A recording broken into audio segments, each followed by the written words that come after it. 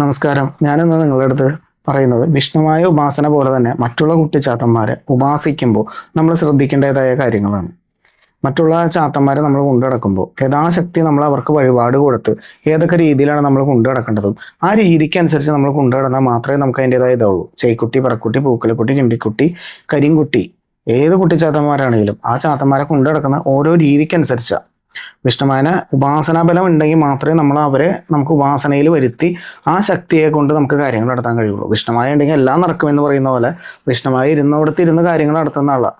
ബാക്കിയുള്ള ചാത്തന്മാരെ വിട്ടതിന് ശേഷം മാത്രമാണ് കാര്യവും കർമ്മങ്ങളും നടത്തുന്നത്. അതുകൊണ്ട് തന്നെയാണ് ഞാൻ പറയുന്നത്, ചാത്തന്മാരുടെ ശക്തി നമ്മുടെ കൂടെ ഉണ്ടെങ്കിൽ നമുക്ക് അതിൻ്റെതായ മാറ്റങ്ങളും കാര്യങ്ങളും ഉണ്ടാവും. വിഷ്ണുമായ എത്രയും പ്രാധാന്യമാണ്. അതേപോലെ തന്നെയാണ് കരിങ്കുട്ടിയും കാര്യങ്ങളെല്ലാം. കരിങ്കുട്ടിയാണെങ്കിലും ഏത് മൂർത്തിനെയാണെങ്കിലും കൗളാചാരത്തിൽ വിളിക്കുന്നതാണ് പവറായിട്ട് നിൽക്കുന്നത്. ആ കൗളാചാരത്തിൽ നമ്മൾ കർമ്മവും കാര്യങ്ങളും ചെയ്തു കഴിഞ്ഞിട്ടുണ്ടെങ്കിൽ യഥാശക്തി അനുസരിച്ചുള്ള കർമ്മവും ശക്തിയും കൊടുത്ത് നമ്മളവരെ തൃപ്തിപ്പെടുത്തി നമുക്ക് നമ്മളുടെ കർമ്മത്തിന് അനുയോജ്യമായി അവരെ തൃപ്തിപ്പെടുത്തിയാൽ മാത്രമേ നമുക്ക് അതിൻ്റെതായ മാറ്റങ്ങൾ കിട്ടുള്ളൂ. അതിന് ആദ്യം വേണ്ടത് നമുക്ക് ഉപാസനാബലം എന്ന് പറഞ്ഞ ശക്തി ഉണ്ടാവണം. അത് മന്ത്രം കൊണ്ട് മാത്രമേ നമ്മളെ കൊണ്ട് പറ്റുള്ളൂ.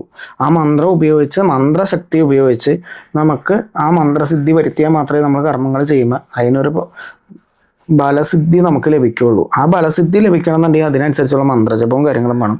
മറ്റുള്ള കുട്ടിച്ചാത്തന്മാർക്ക് അവരുടേതായ നീതിയും കാര്യങ്ങളും ഉണ്ട്. കരിങ്കുട്ടിക്കാണെങ്കിൽ ചുട്ടതല, കോഴിയുടെ തല, അങ്ങനെയുള്ള കർമ്മങ്ങളും കാര്യങ്ങളും ഉണ്ട്. ഇതിനെക്കുറിച്ച് ഞാൻ കൂടുതലായിട്ട് പറയാത്തത് വേറെ ഒന്നുകൊണ്ടല്ല.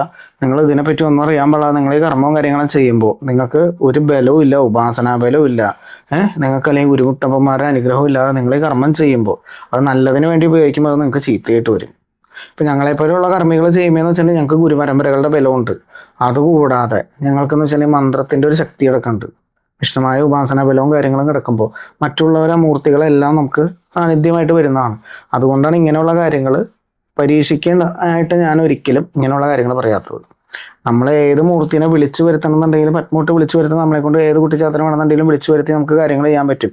പക്ഷെ അവരെ തൃപ്തിപ്പെടുത്താനും കാര്യങ്ങൾ കൊണ്ടു നടക്കാനും നടത്തിക്കാനും നമുക്ക് ആദ്യം വേണ്ടതെന്ന് വെച്ചിട്ടുണ്ടെങ്കിൽ സ്വാമിയുടെ അനുഗ്രഹം വേണം, സ്വാമിയുടെ സാന്നിധ്യം വേണം. മന്ത്രത്തിന് ശക്തിയും വരുത്തി നമ്മൾ യഥാശക്തി കർമ്മങ്ങളും ചെയ്ത് മൂർത്തിനെ തൃപ്തിപ്പെടുത്തി കർമ്മങ്ങൾ ചെയ്തിരിക്കുമ്പോൾ അതിൻ്റെ ഒരു ശക്തി വേറെയാണ്.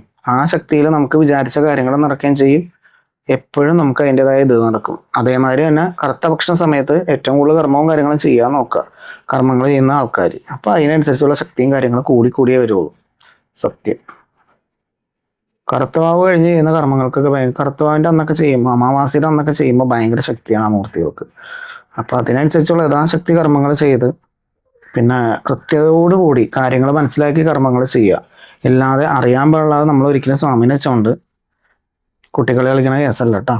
സ്വാമി എന്ന് വെച്ചിട്ടുണ്ടെങ്കിൽ സ്വാമിനെ കൊണ്ടു നടക്കേണ്ട രീതിയുണ്ട്. ആ രീതിക്കനുസരിച്ച് ഓരോ ഗുരുക്കന്മാരും പറഞ്ഞിരുന്ന ഓരോ രീതിയാണ്. ഏത് ഗുരുവാണ് പറഞ്ഞു തരണമെന്ന് വെച്ചിട്ടുണ്ടെങ്കിൽ ആ രീതിക്ക് ചെയ്തോളൂ. അതിനൊരു ഗുരുബലമുണ്ട്, ഗുരുപരമ്പരകളുടെ ബലം കിടക്കാണത്.